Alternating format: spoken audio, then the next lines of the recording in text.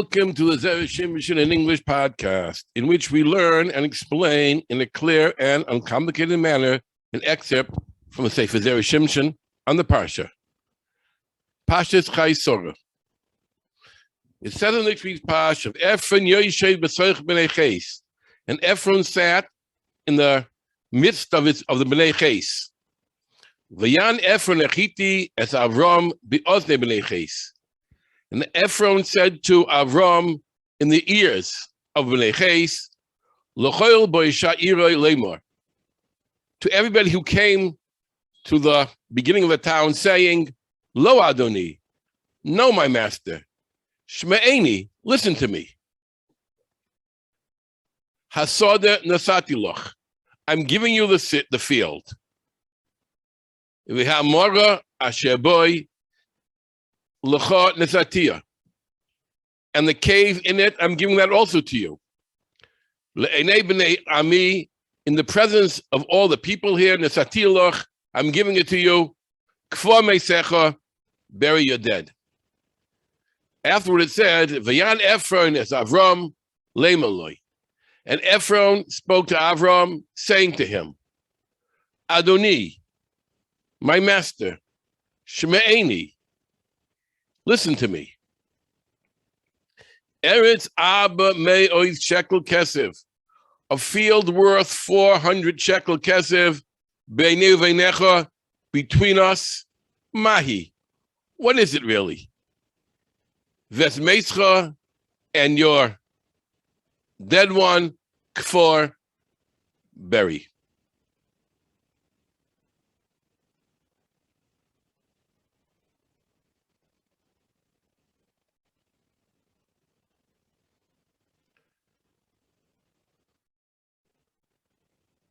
Zera Shimshon asks a few questions concerning the incident of Avram's purchase of Marat HaMachpelah from Ephron Achiti.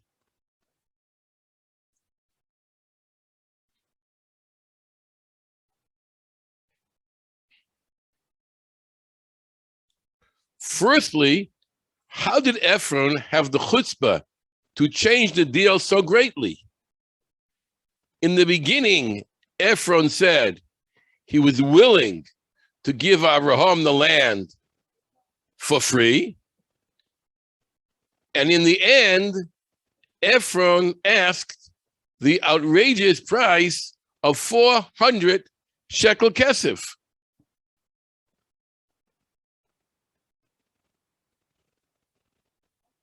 Zera Shimshon's first explanation is based on the halacha of bar mitzvah, the rights of an adjacent neighbor.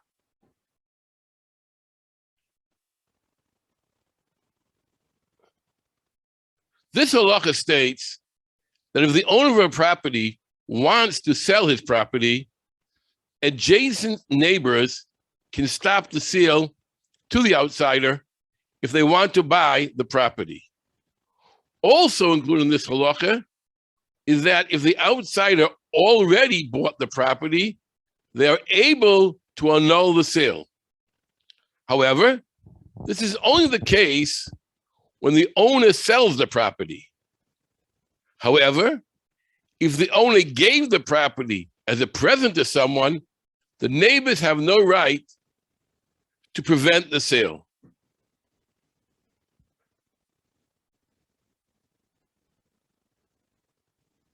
According to this, explains Zera Shimshon, initially, Ephron offered to give Avram the Marat HaMachpelah as a present for free. But this offer was made in front of B'nei Ches, who were his neighbors. Ephron didn't really mean it. He only said it to fool his neighbors into believing that it is a present, and therefore the halacha of bar mitzvah doesn't apply. Later on, when Ephron and Avram were alone, he told Avram what he really wanted: lots and lots of money for his field. Zera Shimshon rejects this explanation because, according to this, how can it be like it is written in the Pasuk that Avram eventually gave the 400 shekel kesef in front of Meneiches? If Ephraim was worried that his neighbors would claim the halacha of Bar Mitzvah, he should have kept the seal a secret even after he sold the field, since the neighbors have the power to annul the seal even after it was done.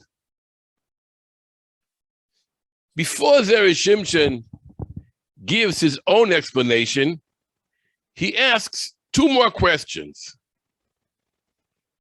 Firstly, there seems to be a contradiction in Psukim from whom Avram actually bought the Maras Machpelah from. In the end of the Parsha, it says, the field that Avram had bought from Meneiches.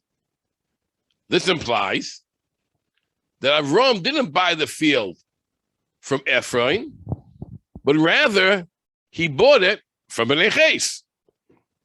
On the other hand, at the end of the Parsha Vayechi, when Yaakov asked his children to bury him, it says in the cave that is in the field of Machpelah, which is before Mamre, in the land of Canaan, which is the field Avram bought from Ephron Achiti for burial property. How can we reconcile these two psukim? A second question is that at the time Avram acquired the field, it never says he actually bought it. It only says, and Avram listened to Ephraim, and Avram weighed out to Ephraim the silver that he had named, 400 shekel of silver, accepted by the merchant. But it never says he bought it. Zera Shimshon answers all three questions in light of a Gemara in Kedushin that relates the following incident. Rav Gidel was negotiating for a certain field, and Rabbi Abba went and bought it. Thereupon, Rav Gidel went and complained about him to Reb Zera, who went and complained to Yitzchak Nafcha. Wait until he comes up to us for Yontiv, he said to him. When Reb Zera came up, Reb Yitzchak Nafcha met and asked him, what is the halacha if a poor man is examining a piece of bread to buy and someone else comes and takes it away from him? He is called a wicked man, was his answer. Then why did you, sir, act so? He questioned him. I did not know that he was negotiating for it, he answered. Then let him have it now, he suggested. I will not sell it to him, he answered, because it is the first field which I have ever bought. And it is not a good omen for me to sell it. But if he wants it as a gift, let him take it. Now, Reb Gidel would not take possession because it is written, but he that hates gifts shall live. No Reb Zera, because Reb Gidel had negotiated for it, and so neither took possession. And it was called Stei Rabbanan, the rabbi's field. From this incident, we learn three halachas. Firstly, that it is a bad omen to sell one's first field. Secondly, that it is praiseworthy not to take gifts. And thirdly, when a person relinquishes rights to a field in order for a second person to take it, and the second person does not take it, the land remains in limbo, and neither of them own it.